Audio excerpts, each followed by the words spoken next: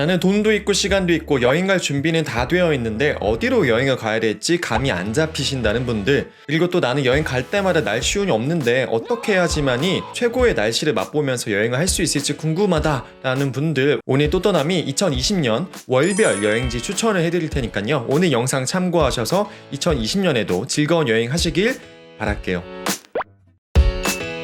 안녕하세요. 또 떠나는 남자 또떠남입니다. 제가 몇 번 라이브 방송을 진행하면서 구독자분들에게 제가 다뤘으면 하는 주제에 대해서 건의사항을 달라고 말씀드린 적이 많은데, 그때마다 항상 나왔던 것 중에 하나가 월별로 정말 갈만한 여행지 추천을 해달라는 그런 요청을 해주신 분들이 많았어요.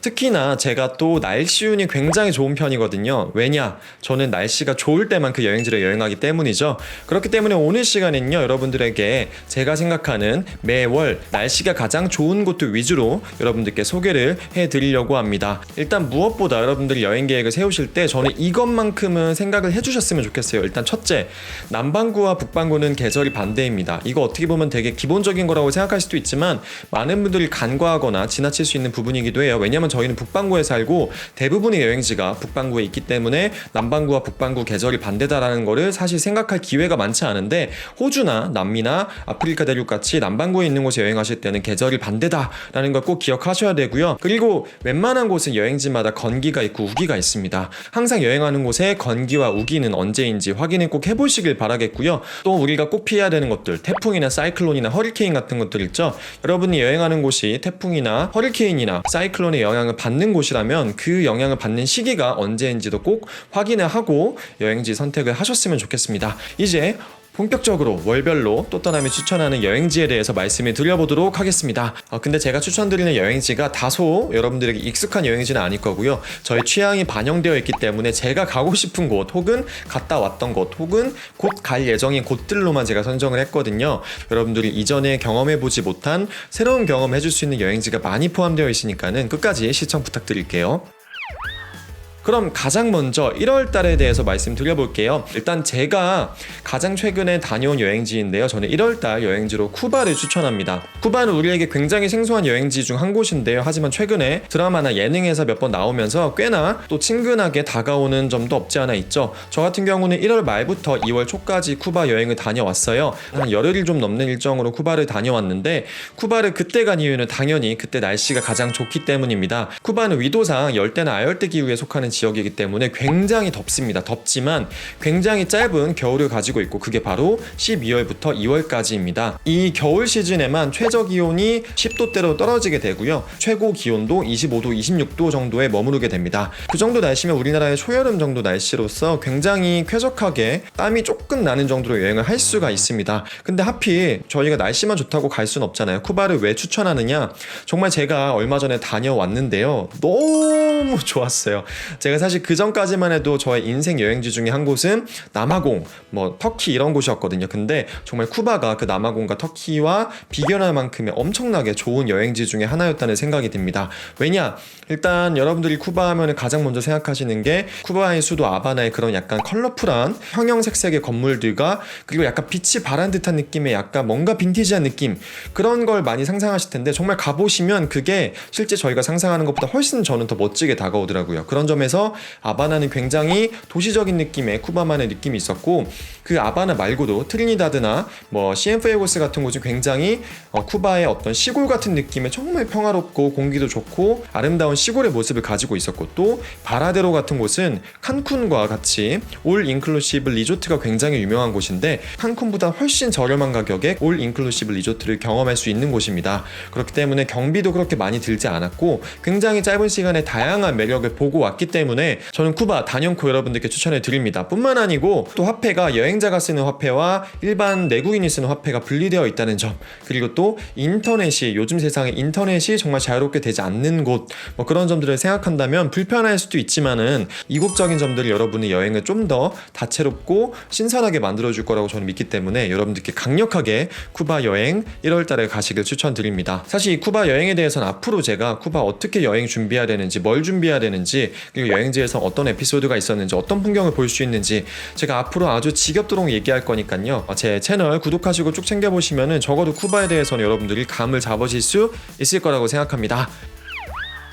2월달에 또떠남이 추천해드릴 여행지는요, 파타고니아입니다. 파타고니아 스포츠 의류 브랜드 명으로서 굉장히 유명한 건 알고 계시지만은 파타고니아가 실제 지명이었구나라는 걸 아시는 분들 많지 않을 것 같아요. 파타고니아는 칠레와 아르헨티나의 남부, 그러니까 남미의 남쪽 영역에 해당하는 지역을 파타고니아라고 하는데요. 이 파타고니아 지역 중에서도 토레스 델 파이네라고 하는 굉장히 유명한 국립공원이 있습니다. 이곳이 하이킹으로 엄청나게 유명한 곳이에요. 저 같은 경우 도시 여행도 좋아하지만은 자연 경관을 즐기는 걸 굉장히 좋아하는 편이고, 평소에 등산을 즐겨하는 편은 아니지만 또 여행을 가면 하이킹을 또 재밌게 하는 편이거든요.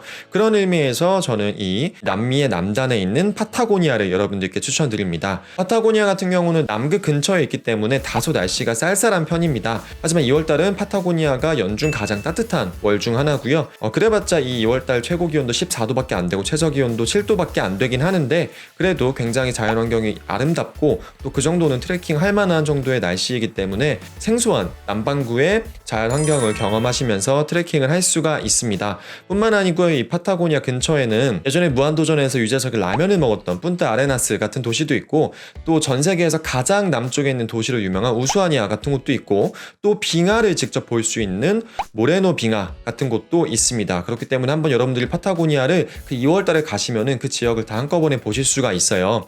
사실 이 파타고니아 같은 경우는 제가 남미에 갔을 때 정말 같이 보고 오고 싶었는데 그 일정을 그렇게까지 여유있게 잡지 못해서 칠레 산티아고에서 여행을 마치고 돌아올 수밖에 없었어요. 그때 맺힌 한 때문에 항상 파타고니아에서 트레킹을 하는 날을 항상 꿈꾸고 있습니다. 언젠가 한번 꼭 가고 싶은 곳인데, 여러분들도 2월달에 여행을 하실 수가 있다면 이 아르헨티나 칠레의 파타고니아 여행하시길 추천드리겠습니다.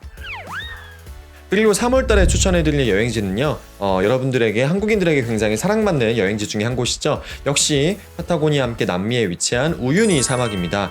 우유니 사막은 무엇보다도 이 물이 가득 찬 소금 사막에서 사진을 찍으면 이 하늘이 그 사막에 비쳐서 정말 무슨 천국에 와 있는 듯한 그런 정말 아름다운 사진을 찍을 수 있는 곳으로 유명한데요. 사실 이 우유니 사막 같은 경우는 물에 비친 모습을 사진에 담고 싶다면 1월달부터 3월달 내에 가시는 게 좋습니다. 왜냐면 그때가 우기이고요. 뭔가 비가 와야 사막에 물이 고일 거잖아요. 번개에 가시면 그냥 말라있는 소금 사막을 보실 수는 있지만 그렇게 반영이 되는 하늘이 땅에 비치는, 별이 땅에 비치는 사진을 찍으실 수는 없습니다. 저 같은 경우는 10월달에 9월 말 10월 초에 여행을 갔었는데 다행히 그때도 물이 약간 고인 곳이 있어서 우기 때는 아니었지만 반영이 되는 사진을 찍을 수는 있었어요. 하지만 우기와 비교했을 때 약간 소금 결정체가 보여서 완전히 반영되는 사진은 찍지 못했거든요. 이렇게 물이 가득 차 있는 모습을 보시는 게 우유니 사막의 가장 아름다운 모습을 보실 수 있는 거기 때문에 저는 1월부터 3월달, 그 중에서도 2, 3월달 정도에 우유니 사막을 방문하시길 추천드립니다. 자, 그럼 또떠남이 추천하는 4월 여행지는 어디일까요? 바로 동부 유럽입니다. 동부 유럽 하면은 너무 범주가 넓은데 조금 좁게 얘기하면은 헝가리의 부다페스트나 오스트리아의 빈, 혹은 체코의 프라하, 이런 곳들 4월달에 여행하시면은 굉장히 쾌적한 날씨 하에서 여행하실 수가 있습니다. 일단 동부 유럽이기 때문에 겨울이 되면은 다소 추워져서 여행하기 좀 어렵고요. 눈도 많이 오고 굉장히 날씨가 매섭기 때문에 어느 정도 날씨가 따뜻해질 때 가시는 게 좋습니다. 하지만 또 동부 유럽이 굉장히 대륙성 기후를 띠고 있기 때문에 한여름에는 되게 덥거든요. 한여름과 겨울의 사이인 3월달, 4월달 정도가 여행하시기가 좋고, 특히 5월부터는 강수량이 좀 많아지기 때문에 깨끗한 하늘을 보면서 여행을 하시고 싶으시다면 3월달이나 4월달에 부다페스트나 프라하나 비엔나 여행하시길 추천드립니다. 또떠남이 추천하는 5월 여행지는 어디일까요? 바로 지중해 연안에 위치한 남부 유럽이나 터키나 모로코입니다. 사실 우리가 흔히 유럽에 대해서 얘기할 때 서부 유럽에 대해서 많이 상상을 하시잖아요. 근데 서부 유럽 같은 경우는 7월달이나 8월달 같이 한여름에 가시는 게 가장 쾌적한 날씨에서 좀 덥긴 하지만 맑은 하늘 아래에서 여행을 하실 수가 있는데, 이 남부 유럽 같은 경우에는요, 다소 덥기 때문에 한여름에 가시면 정말 더우실 수가 있고요. 오히려 약간 5월달이나 6월달에 여행을 하시는 게 좋을 수 있습니다. 스페인이나 이탈리아나 그리스나 또 아까 말씀드린 터키나 모로코 같은 지중해 연안에 있는 곳들 있죠. 그런 곳들은 5월달에 여행을 하시면 좋습니다. 혹은 아예 가을 무렵 9월달이나 10월달에 가시면은 정말 쾌적하게 수영도 하실 수도 있고 너무 덥지 않고 적당히 더운 날씨에서 여행을 하실 수가 있고요. 다만 터키 같은 경우는 5월달이 라마단 기간이 껴있는 경우가 있어요. 근데 제가 5월달에 터키 여행을 했지만 사실 저는 라마단 기간이라고 해서 제가 불편함을 느꼈던 게 1도 없었거든요. 왜냐면 또 터키가 워낙 관광 산업이 발달한 곳이고 대부분의 관광지는 라마단 기간이어도 정상적으로 영업을 하고 또 뭐 음식 같은 것도 관계없이 여러분들이 먹을 수가 있기 때문에 사실 큰 걱정은 안 하셔도 될 거라고 생각을 해요. 그리고 또 산토리니나 그런 그리스의 휴양지 같은 경우는 5월 초 같은 경우는 조금 날씨가 추울 수 있고요. 5월 말이나 6월 정도 넘어가면은 이제 좀 수영을 해도 될 만큼 따뜻해지기 때문에 해수욕을 하고 싶으시다면 5월 말이나 6월 초에 맞춰서 여행을 가시길 추천드리겠습니다. 또 떠남이 추천하는 6월 여행지는 어디냐면요, 바로 러시아의 모스크바와 상트페테르부르크입니다. 러시아가 예전만 해도 냉전시대 때만 해도 저희가 여행한다는 게 상상이 안 되는 국가였기 때문에 다소 아직까지도 한국에서는 좀 생소한 여행지이긴 한데, 사실 한국인들에게 가장 친숙한 러시아 여행지는 블라디보스톡이죠. 하지만 블라디보스톡은 워낙 그 넓은 러시아 땅 중에서 가장 동쪽에 있는 극동 문화를 대표하는 곳이기 때문에 러시아의 본토 문화를 대표한다고는 사실 보기 다소 어려운 점이 있어요. 사실 모스크바나 상트페테르부르크 정도가 돼야 러시아의 수도의 문화를 저희가 맛볼 수가 있는데요. 이 중에서 모스크바는 소비에트 연방 시대의 러시아의 수도이기도 했고 지금의 러시아의 수도이기도 하죠. 그리고 또 상트페테르부르크는 러시아 제국 때 1700년대부터 1900년대까지 약 200년 동안 러시아의 수도였기도 했습니다. 러시아의 가장 찬란했던 시기의 수도였던 이 두 도시에는 문화적으로 역사적으로 굉장히 중요한 유적지도 많고, 또 그리고 우리가 흔히 생각하는 러시아 문화, 음식, 러시아의 발레나 클래식한 음악들까지 제대로 맛볼 수 있는 도시이기도 하기 때문에 사실 블라디보스톡하고는 완전히 다른 느낌의 러시아를 여러분들이 맛볼 수가 있습니다. 근데 그 중에서도 6월달에 러시아에 가시길 제가 추천해드리는 이유는 뭐냐면요, 러시아도 물론 우리가 추운 이미지만 가지고 있지만 7월달, 8월달은 꽤 덥거든요. 게다가 최근에는 이상기후 현상 때문에 7, 8월달에 굉장히 히트웨이브가 강타하는 그런 때도 있었는데, 근데 또 문제가 뭐냐면 러시아는 굉장히 추운 곳이기 때문에 난방에 있어서는 언제든지 준비가 되어 있는 곳이지만 냉방에는 준비가 잘 안 되어 있는 곳이 많습니다. 그렇기 때문에 7, 8월달에 한창 더울 때 여행하시면 다소 더운데 에어컨이 없는 상황에 처하실 수가 있습니다. 그런 점에 있어서 6월달이 적당히 따뜻한 날씨이기 때문에 여행하시기 좋고, 러시아에서 굉장히 유명한 것 중에 하나가 백야, 그러니까 해가 지지 않는 현상인 거죠. 이 상트페테르부르크가 6월달이 한 달 내내 거의 해가 지지 않는 시기입니다. 이 시기에 상트페테르부르크에서 백야 축제도 있고 또 되게 유명한 스칼렛 세일즈라고 하는 불꽃놀이도 하고 뭐 워터쇼도 있는 굉장히 유명한 축제가 많이 열리는 시기이기도 하고, 각종 음악 콘서트 같은 것도 열리는 시기이기도 해요. 우리가 우리나라 한반도에서 경험하지 못하는 그런 백야 현상을 경험할 수 있는 6월달 여행하시길 추천을 드립니다.